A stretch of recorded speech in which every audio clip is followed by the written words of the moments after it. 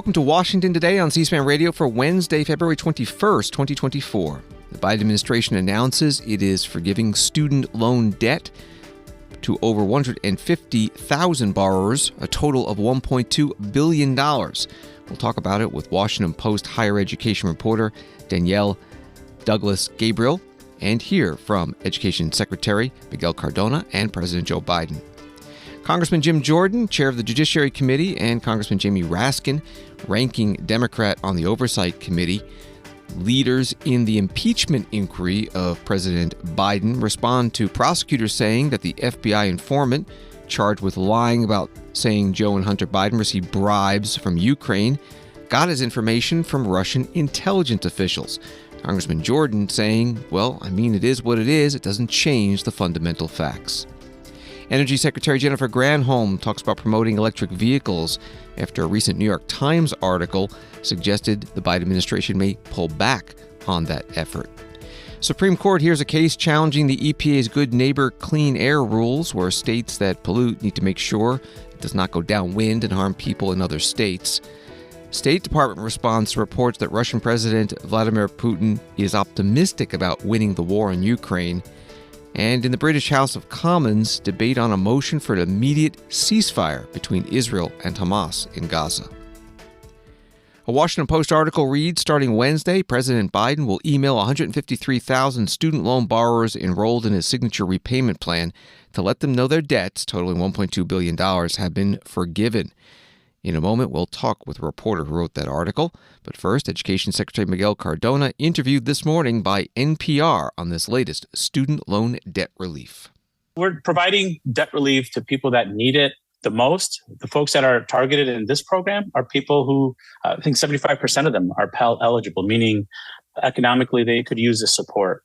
We're also addressing the root cause of the issue, which is the cost of college has gotten out of control. So we're increasing accountability measures to make sure that there's a good return on investment in higher education.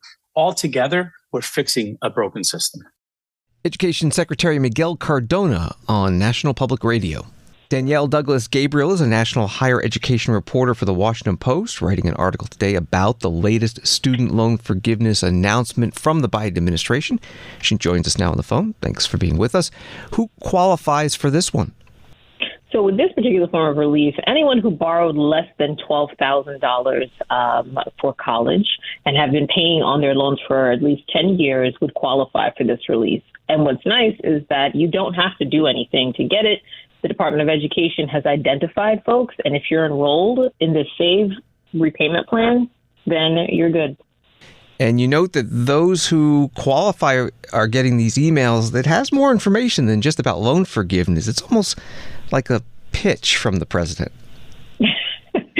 I mean, it certainly does hone in on the fact that, look at what I'm doing for you.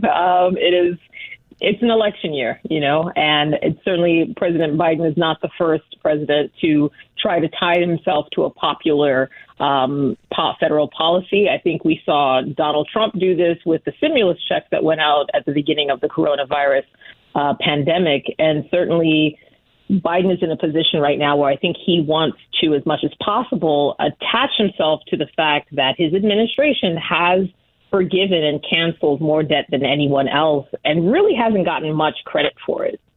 For people who have not been following this closely, the president proposed a very large, comprehensive student loan forgiveness plan that was struck down by the Supreme Court. And then every so often we hear about a batch of people with smaller loan amounts forgiven. What's the legal justification? And is this haphazard, or is there a plan to all this?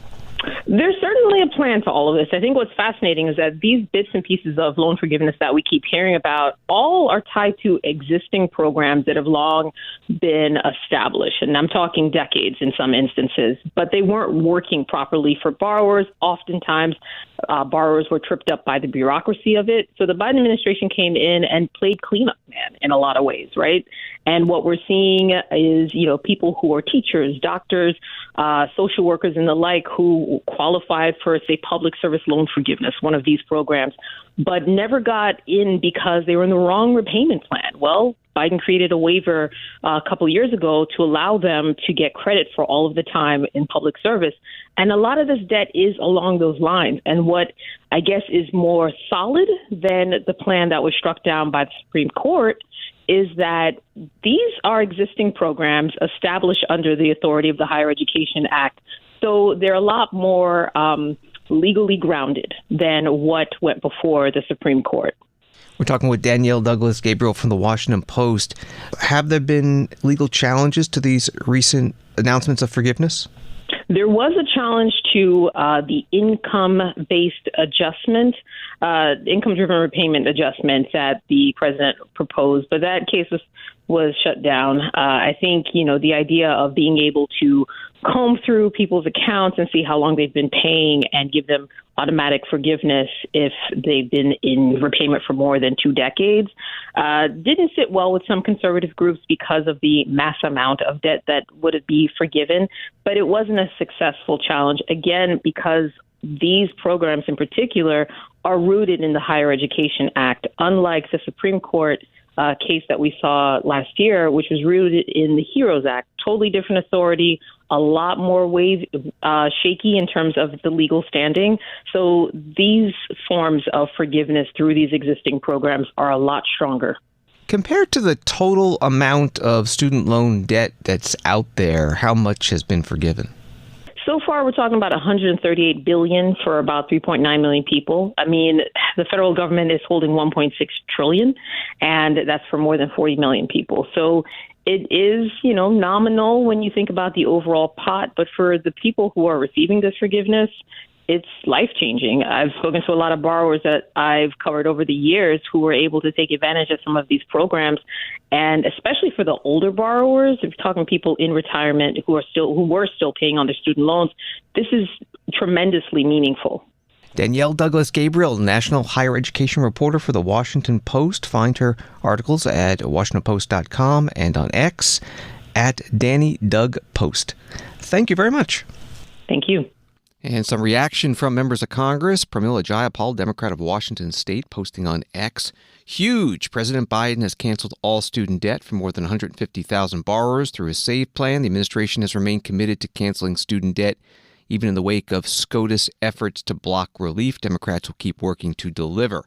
And this post from Congressman Matt Rosendale, Republican of Montana, Biden's student loan redistribution scheme will use another $1.2 billion of your tax dollars to cancel student loan debt for over 150,000 borrowers. This is a slap in the face to responsible Americans who know when you take out a loan, you pay it back. And President Biden himself making the announcement at the city library in Culver City, California.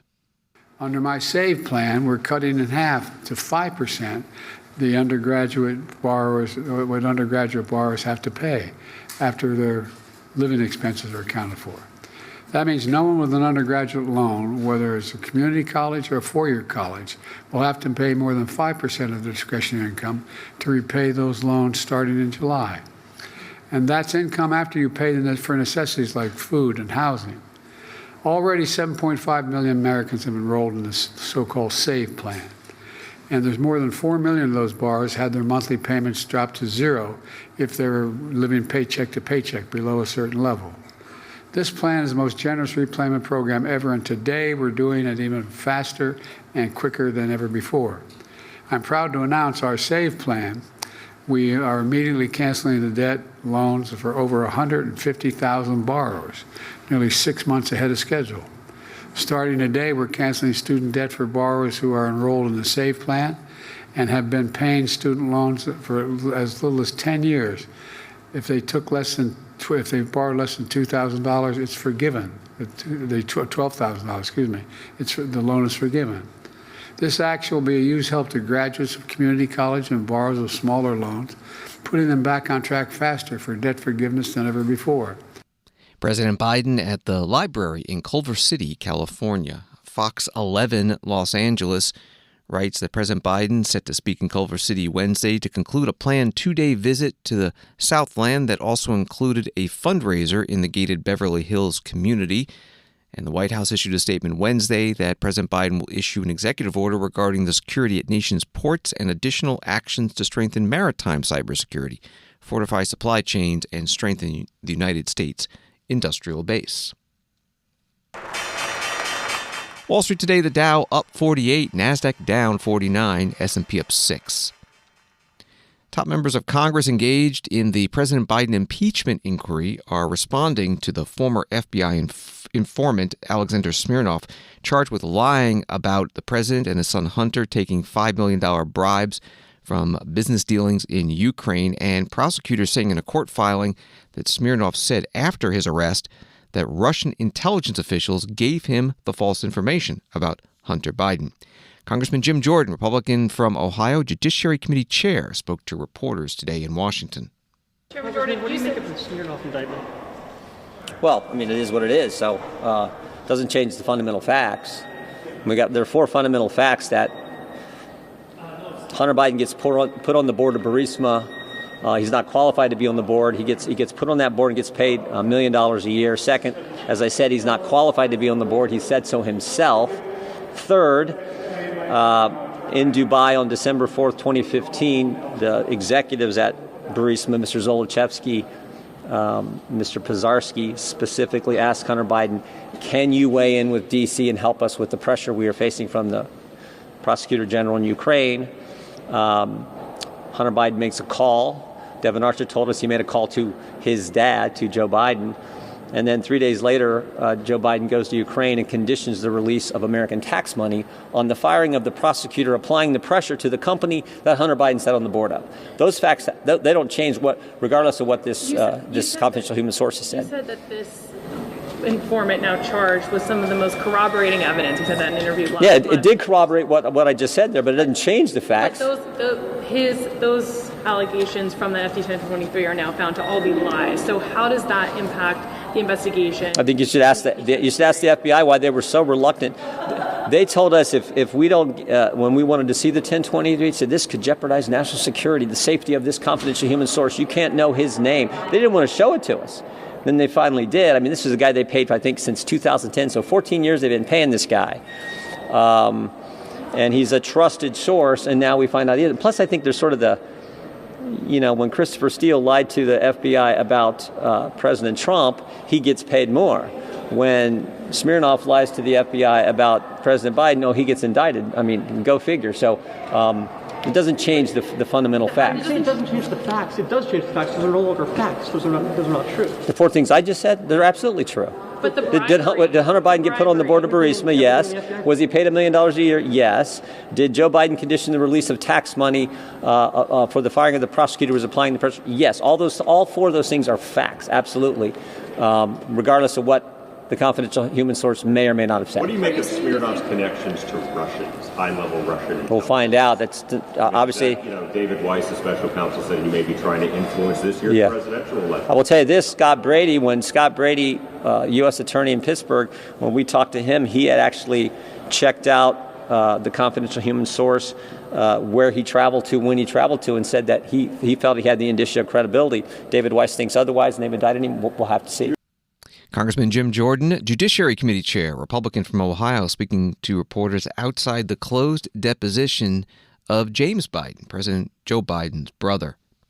The House Oversight and Accountability Committee is also taking part in the President Biden impeachment inquiry, and Jamie Raskin of Maryland, the ranking Democrat on the committee, stopped by to speak with reporters. Hello, everyone. I wanted to just start by restating the obvious, which is that the impeachment investigation essentially ended yesterday in substance, if not in form, with the explosive revelation that Mr. Smirnov's allegations about Ukrainian Burisma payments to Joe Biden were concocted along with Russian intelligence agents. And it appears like the whole thing is not only obviously false and fraudulent, but a product of Russian disinformation and propaganda. And that's been the motor force behind this investigation for more than a year. Congressman Jamie Raskin, part of his opening statement to the reporters, and they asked him some questions about Alexander Smirnov. Regarding Smirnov, the Justice Department said in its filing that he said he had Russian contacts. And I don't know if it was totally clear that they were saying that they also knew that those contacts were real, because the guy is apparently a liar. Are you sure that they're trying to say he definitely has these Russian connections?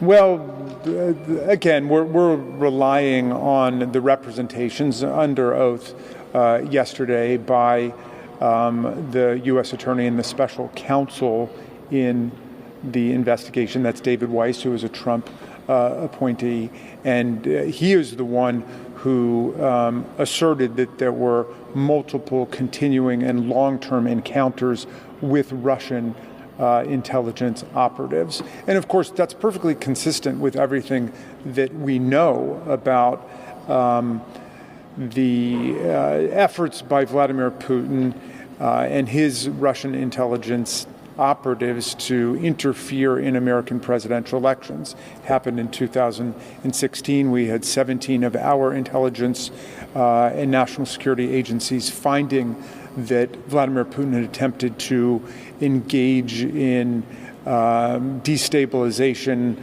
and cyber surveillance of the DNC, of the Hillary Clinton campaign. They'd engaged in disinformation and propaganda campaigns through the social media. That was in 2016. In 2020, the Treasury Department under President Trump ended up imposing sanctions on various Russian operatives working for Vladimir Putin. And so this repeats that pattern. I mean, there's been an effort up until this day, and my colleagues, when confronted with this evidence, just say, Russia hoax, Russia hoax. What part of it is the hoax? Is it the war in Ukraine? Is it the death of Navalny? What is hoax-like about it? The hoax is that there's a Russian hoax. There's not a Russian hoax. There's been a series of efforts by Vladimir Putin to destabilize and undermine American political democracy, and he's done the same thing in other countries around the world. Congressman Jamie Raskin, Democrat from Maryland, Oversight and Accountability Committee ranking member, speaking to reporters outside the closed deposition of James Biden, President Biden's brother, in the Biden impeachment inquiry today on Capitol Hill. CNN has a story. Special counsel David Weiss asked a California judge Wednesday to send indicted ex-FBI informant Alexander Smirnov back to jail while he awaits trial. A magistrate judge in Las Vegas released Smirnov on Tuesday, finding that even though Smirnov posed a flight risk, he could be released under certain conditions. Those conditions include GPS monitoring, confiscating his 2 passports, and ordering him to remain in Nevada, where he currently lives. Former President Donald Trump, a leading Republican presidential candidate for 2024, was asked Tuesday night about who he might pick as his vice presidential running mate if he gets his party's nomination. He gave Fox News host Laura Ingraham at a town hall hosted by Fox in Greenville, South Carolina, a list at least half a dozen long. Biden ran, he pledged he was going to pick a female vice president in 2020. What qualities are you looking for in your vice presidential pick? Well, always the first quality has to be somebody that you think will be a good president, because if something should happen, you have to have somebody that's going to be a great president. A lot of people are talking about that gentleman right over there.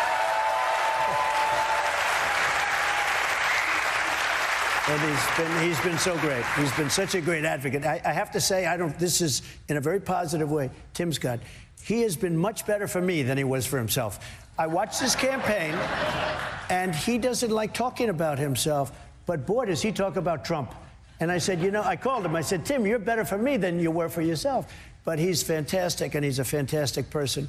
Someone who can step into the role. Most importantly, you have to view that. The audience has been asked who they think would be a good choice, and various names came up. One of them was, of course, Vivek Ramaswamy. Yeah. He's made a big splash. Ron DeSantis, who's making an appearance today in South Carolina, we just found out. Obviously, Tim Scott, Byron Donalds, and a big presence here for Tulsi Gabbard. Very interesting. And Kristi Noem as well, I should say. Right. Are they all on your short list? And when can we expect that you will announce your choice? The one thing that always surprises me is that the VP choice has absolutely no impact. It's whoever the president is. It just seems. I remember when Sarah Palin was actually picked, and she did have a big up, and then they just went after her at a level that nobody's seen. The Republicans themselves went after what they did. But you'll be a one-term president because you've already served, so you can only serve for one term, although they say you'll never leave office. I assume that you'll never leave. There'll never be another election don't again. do it, he'll never leave. He's never going. Oh, these people.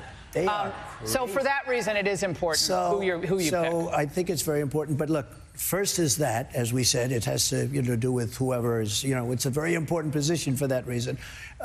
You would like to get somebody that could help you from the voter standpoint. And honestly, all of those people are good. They're all good. They're all solid. And I always say, I want people with common sense because there's so many things happening in this country that don't make sense. Former President Donald Trump, Republican presidential candidate, at a Fox News Channel town hall with Laura Ingraham Tuesday night in Greenville, South Carolina. South Carolina holds its presidential primary on Saturday. A Washington Post headline today, Donald Trump and allies planning militarized mass deportations, detention camps. And the subhead reads, as President Donald Trump sought to use military planes and bases for deportation, now he and his allies are talking about a new effort that current and former officials warn could be impractical and dangerous. This article from The Hill, a top legal advocacy group for immigrants, is calling on the Biden administration to flex its executive muscle to better manage immigration amid legislative paralysis on the matter. The National Immigrant Justice Center on Wednesday released a 10-step list of actions available to the executive branch that advocates say would bring order to the immigration system while improving conditions for immigrants from new arrivals to long-term U.S. residents. That was from The Hill. Immigration was one of the topics today at a discussion about bipartisanship held in Washington, D.C. with two governors, Wes Moore, Democrat of Maryland, and Spencer Cox, Republican from Utah. As we know, there's been an unprecedented surge of migrants coming across the southern border. We now have Republicans saying the border is out of control. They've turned it into a huge issue. Is that criticism accurate? Yes, very accurate. It's very accurate because, it is remarkably frustrating because it's the governors who end up taking on the brunt, right? It's the governors who end up taking on the responsibility of making sure that people are safe and housed and clothed, et cetera, and without any form of either, without enough supports and without enough policy that can really help to come up with a long-term solution. I signed a letter with 8 other governors a little over a month ago, just asking Congress to be able to move on both budgetary allocation coming towards the state, but also coming up with a border policy. Yeah. That's actually functional. And so it does have very real implications because, the responsible governors, our habit is not going to be, well, let's just ship them off to other governors, right? Responsible governors don't do that. Well, speaking of border policy, Governor Cox, someone you know, I'm sure, Senator James Lankford, conservative, a longtime conservative, state of Oklahoma, helped to lead a bipartisan effort to come up with a proposal that would be acceptable to both sides. It involves giving the president the authority to cut off all immigration for a period, makes it harder to grant legal asylum. As we know, that's been rejected. What happens now when something that's been led by someone at the heart of conservative thinking doesn't work? Yeah, it's incredibly frustrating. I don't know what else to say. I think this is a very complicated issue when we try to simplify it, and I think both sides do this a little too much.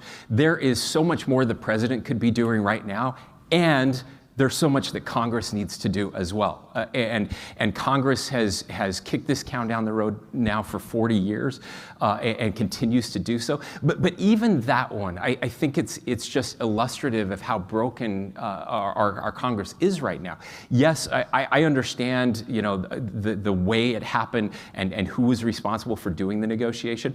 But those negotiations happened behind closed doors. 99% of Congress never saw that law until it was actually presented to them. And then I don't know how you do it in your state, but I'm pretty sure it's not like that. It's certainly not like that in my state. You're supposed to, negotiate, bring it out, let people offer amendments, go through a process, and that didn't happen at all. And so, yeah, there are a lot of people who felt left out of that process, and then Republicans bolted. Again, there has to be a fix, and we have to have willing people who are willing to do that. I admit that my side probably should have stayed at the table longer and done that. But then last night you have 3 candidates for senator, Democrats in California, saying they would not have supported that bill as well. So I don't know what the answer is. I just know that we're not getting any answers by the way they're doing it right now.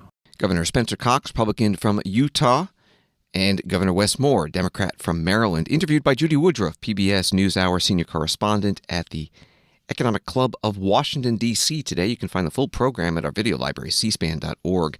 Governor Cox is the current chair of the National Governors Association, and in that capacity is sponsoring an initiative called Disagree Better. And today's focus was bipartisanship. Washington Today continues in a moment. This is Rachel from C-SPAN's podcast team, along with my colleague Nate. Join us as we celebrate C-SPAN's 45th anniversary and our inaugural Founders Day campaign. It all started as a bold experiment on March 19, 1979, when C-SPAN first brought coverage of the House of Representatives into living rooms across America. Let's celebrate C-SPAN's visionary founders who believed in offering unfiltered access to the inner workings of our political process. From Congress to the White House to the courts and beyond, C-SPAN has documented history unfolding without commentary or spin for over 4 decades. Help us keep it going. Visit cspan.org/donate today to give a gift in celebration of C-SPAN's Founders Day. Your donation honors the original vision of C-SPAN's founders and helps to advance our mission for years to come. Make your donation today at cspan.org/donate. Thank you. Welcome back to Washington Today, available as a podcast on the free C-SPAN Now mobile app and wherever you find your podcasts. A New York Times article from last weekend reads that in a concession to automakers and labor unions, the Biden administration intends to relax elements of one of its most ambitious strategies to combat climate change, limits on tailpipe emissions that are designed to get Americans to switch from gas-powered cars to electric vehicles, according to 3 people familiar with the plan. Instead of essentially requiring automakers to rapidly ramp up sales of electric vehicles over the next few years, the administration would give car manufacturers more time, with a sharp increase in sales not required until after 2030, these people said. They asked to remain anonymous because the regulations had not been finalized. The administration plans to publish the final rule by early spring. That was the New York Times article last weekend. Energy Secretary Granholm was asked today about electric vehicles, interviewed by Emily Wilkins, CNBC correspondent and National Press Club president. I know there's also, of course, a lot of discussion right now among electric vehicles, and there's certainly been a lot that your department has done to try to incentivize the production and the promotion of electric vehicles. But I want to kind of ask a little bit about what seems to be an imbalance right now, that there are a lot of companies that are coming to the U.S. hoping to build electric vehicles to get some of these incentives. But at the same point, for consumers, it's still a little bit difficult for them to find models that meet all of the requirements for the. What is your thought on that? Is this something that's just going to even out over time, or does there need to be some retooling? It's a great point. I mean, obviously, we want to incentivize the domestic production, and we want to make sure people have access to these tax credits. And so the strategy is to get manufacturing back in the U.S. And so incentivizing those tax credits, the OEMs, the automakers, they want their customers to qualify for those tax credits. Well, if they do, they're bringing their production back on shore to be able to enable customers to get $7,500 off the hood at a dealer when they buy an electric vehicle. So it is, we're seeing a whole bunch of new models coming online, a whole bunch more manufacturing happening. And, I think the unevenness of this whole push will even out over time. But the bottom line is it really is the amount of investment and of work that's being done on EVs and batteries across the country is just so amazing. And I know there's a lot being done on charging stations as well, which I know is kind of a big factor for a lot of consumers when they look at getting an electric charging vehicle. stations made in America too. You also want them to be available when you're on the highway and you realize you don't. I mean, you drive an electric vehicle. Yes. Have you had moments where you've been low on power or had to scramble for a charging station? Absolutely. And this is why, again, the president and the bipartisan infrastructure law, $7.5 billion to be able to fill in the pockets where you can't charge. So we have a joint office between the Department of Energy and the Department of Transportation. All of the states now have their plans approved and their money in hand, and you're starting to see them break ground on adding charging stations in states. And the charging stations, the first tranche of money went to the transportation corridors, so that you have to have a charging station like on the freeway, et cetera, on a highway every 50 miles. Not more than a mile off the freeway. It has to be app enabled, so you'll start to see those so that it fills in the gaps where the private sector won't go because the demand isn't so high, right? And then the second tranche was for areas like in urban areas or rural areas where, again, the private sector wasn't going, but we want to make sure we've got enough charging in place. So all of that is happening right now, but yeah, clearly we need more. We have about 170,000 charging stations across the country. Now the president's goal is to get to 500,000. We're going to get there by 2026. Energy Secretary Jennifer Granholm at the National Press Club today. Moderator Emily Wilkins, the current Press Club president and CNBC correspondent. The Energy Secretary also said today that the Biden administration's pause on approvals of exports of liquefied natural gas to evaluate the environmental, economic, and climate impacts will last months. She did not say how many. It'll affect 12 projects, she said, and according to her, not affect relationships with allies that import LNG. A story from Reuters. The U.S. Supreme Court's conservative justices on Wednesday appeared sympathetic to a bid by 3 Republican-led states and several energy companies to block an Environmental Protection Agency regulation aimed at reducing ozone emissions that may worsen air pollution in neighboring states. Ohio, Indiana, and West Virginia, as well as pipeline operators, including Kinder Morgan, power producers, and U.S. Steel Corporation, are seeking to avoid complying with the EPA's Good Neighbor Plan, restricting ozone pollution from upwind states, while they contest its legality in a lower court. During arguments in the case on Wednesday, some justices expressed concern about whether the Supreme Court intervention was warranted at this time. But the questions posed by some of the conservative justices focused on whether the EPA's rule should be enforceable against the challengers, given that the regulation no longer regulates 23 upwind states as intended, but only 11 because of lower court actions pausing it in 12 states. That's from Reuters. Here's some of the oral argument. We start with Justice Elena Kagan questioning the attorney for the states, Mathura Sridharan. What do you think the EPA should have done? I mean, there are 23 states here. Mm-hmm. Was the EPA required to sort of consider every permutation? You know, if 22 states are in the plan, if 21 states are in the plan, if 13 states are in the plan, if 5 states are in the plan, which states are they? One of my clerks who does math better than I do tells me that there are 2 to the 23rd power, which is like 4 million different permutations. What was the EPA supposed to do?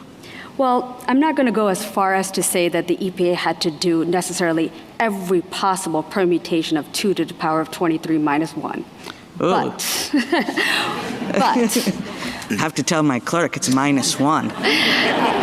But plus 1 or minus 1, what the EPA had to do as a first matter is acknowledge the problem. So we're very far from talking about the line drawing things that you're talking about. What the EPA had to do was consider whether under this method it would need to address contingencies. And we're familiar in other areas of law where, for example, in elections law, where you run a number of simulations and decide, you know what, we have a critical mass of a particular solution. Let's apply that. Let's go ahead with that. Thank you. Supreme Court Justice Elena Kagan questioning the attorney for the states bringing this case, Ohio v. EPA. Arguing on behalf of the federal agency, the Deputy Solicitor General Malcolm Stewart, here questioned by Justice Brett Kavanaugh.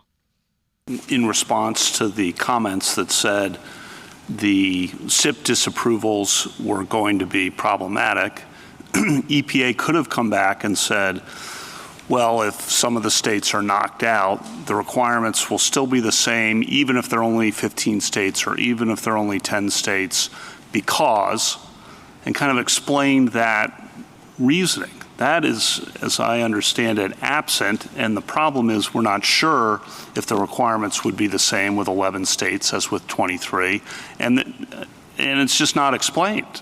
I think the comments were raised at kind of a lower level of specificity than you might imagine. That is, there were comments to the effect that your federal plan is in trouble because valid SIP disapprovals are a condition precedent to the federal plan, and the SIP disapprovals were bad. And to a point, those commenters have been vindicated. That is, several states have obtained stays of their SIP disapprovals, and the result has been... But when the EPA came back, EPA said severability. So EPA understood the comment.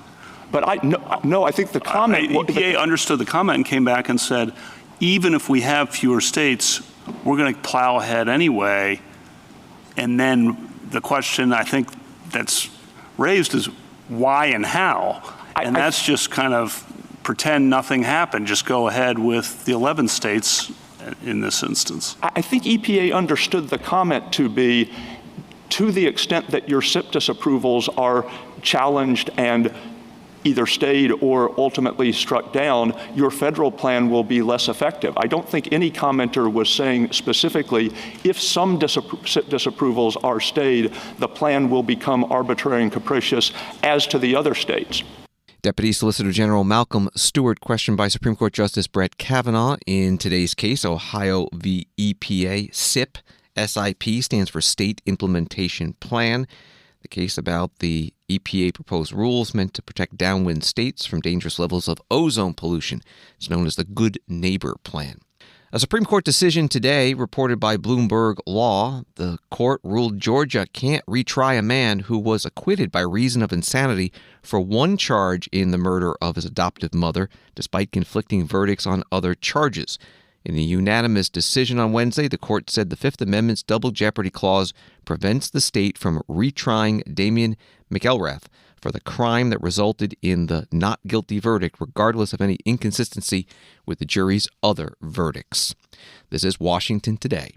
On the war in Ukraine, a story from The Guardian in the United Kingdom, Vladimir Putin remains intent on trying to defeat and dominate Ukraine 2 years after launching an invasion that has caused more than 500,000 casualties, Western officials said in a fresh assessment of the war. The Russian president is thought to be notably more optimistic than a year ago, buoyed up by the U.S.'s failure to sign off $60 billion more in military aid and limited recent successes on the battlefield. U.S. State Department spokesman Matthew Miller asked about it. Apparently there's a new intelligence assessment from Western governments suggesting that Putin thinks he eventually can win the war in Ukraine for three reasons. One, the possible return of Donald Trump to the White House. Two, increased conscription. And three, a rejuvenated military manufacturing sector. Does state believe on the record that Putin does believe that these factors can help him win the war? Does this increase the need to provide funding for Ukraine if, in fact, there's a belief that Putin may now have some leverage in this situation? So I never want to discuss intelligence matters from here, real or imagined, but I think it should be obvious to everyone that Vladimir Putin is watching what happens in Washington closely. You have to assume that he is watching what happens in Congress. I think he has always assumed from the beginning of this conflict that he can wait out the West, that the West's attention would flag, that the West's interests would flag, that the West would be unwilling to maintain sanctions. And so far, the West has proved him wrong. And I don't just mean the United States, but Europe as well, which took dramatic action early on to wean itself from Russian energy, something I think Putin never thought would happen. But I have to think that the entire world, including those in Moscow, are watching whether the United States Congress is willing to step up and continue to fund Ukraine to help it defend itself from Russia's aggression. We have been very clear in the Biden administration what we think ought to happen. We have been very clear what is in the United States' national security interests, and we will continue to make that case. And we hope that Congress will respond because, as I said, the entire world is watching. Does the U.S., though, actually believe that Putin now has the advantage. Given No, we do not believe that at all. If you look at the shape of this conflict over the past not just 2 years, but even the most recent history, yes, you have seen Russia make gains on the battlefield. We saw gains just over this last weekend because Ukraine was not able to properly resupply its troops, in large part because Congress has not taken the action that we think it should to continue to support Ukraine as it fights to defend its territory. But you have also seen Ukraine make dramatic improvements on the battlefield, most significantly, I think, in the Black Sea, where they have pushed the Russian fleet back. They have opened up a new shipping corridor that has allowed them to export not just wheat and grain, but also other manufactured goods through the Black Sea, something that was not possible in the early days of the war when Russia had blockaded Ukrainian ports. So we think they'll continue to make progress there, and we will continue to support them to the best of our ability, but we need a partner in Congress to help us. State Department spokesperson Matthew Miller at his news conference in Washington. Story from CNN, U.S. Secretary of State Antony Blinken and Russian Foreign Minister Sergei Lavrov were a matter of yards from each other at the G20 foreign ministers meeting in Rio de Janeiro Wednesday, but they did not speak or even appear to look at each other during a roughly 15-minute photo session of the ministerial meeting. Now to the war between Israel and Hamas. This from the Times of Israel. The Knesset voted to back Prime Minister Benjamin Netanyahu's declaration opposing the unilateral creation of a Palestinian state following growing international calls for the revival of efforts to reach a two-state solution to the decades-long conflict. Netanyahu's Likud party says in a statement that 99 of 120 lawmakers voted to support the declaration passed earlier this week by the cabinet. That was from the Times of Israel. The Prime Minister spoke after the vote. The people of Israel and their elected representatives are united today as never before. The Knesset voted overwhelmingly to oppose any attempt to unilaterally impose a Palestinian state on Israel. Such an attempt will only endanger Israel and will prevent the genuine peace that we all seek. Peace can only be achieved after we achieve total victory over Hamas and through direct negotiations between the parties. Israeli Prime Minister Benjamin Netanyahu.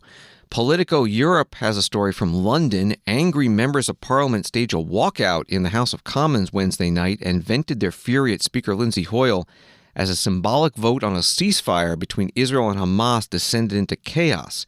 MPs from the Scottish National Party and a raft of Conservatives walked out of the parliamentary chamber in protest of Hoyle, who they accused of tipping the scales in favor of Labour, a charge denied by Hoyle in an emotional statement.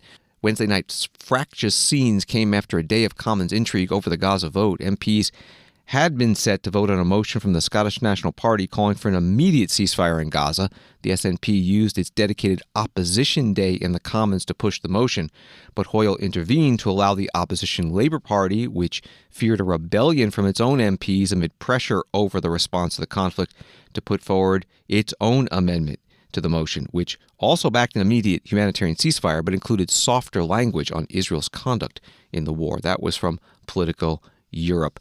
Here's how it all began with Brendan O'Hara from the SNP presenting his party's motion. I beg to move the SNP motion that's been tabled in my name and those of my right honourable friends, which calls for an immediate ceasefire in Gaza from all combatants. And I wish to put on record, once again, our unequivocal condemnation of the Hamas attack of October the 7th, and repeat both our call for the immediate release of all the hostages and to see those involved in those atrocities called to account for their actions. Hear, hear. The war in Gaza is one of the great defining moments of our time. Yet until today, this House has not been given the opportunity to debate both the unfolding human catastrophe and the wider implications for regional and global stability. Nor have we had the opportunity to debate the urgent and pressing need for an immediate ceasefire as an essential first step to finding a lasting and just peace. Mr. Speaker, no one would deny that Israel has the right to defend itself. Every country has that right. What no country has the right to do, however, is to lay siege to a civilian population. carpet bomb densely inhabited areas, drive people from their homes, erase an entire civilian infrastructure, and impose a collective punishment involving the cutting off of water, electricity, food and medicine from civilians.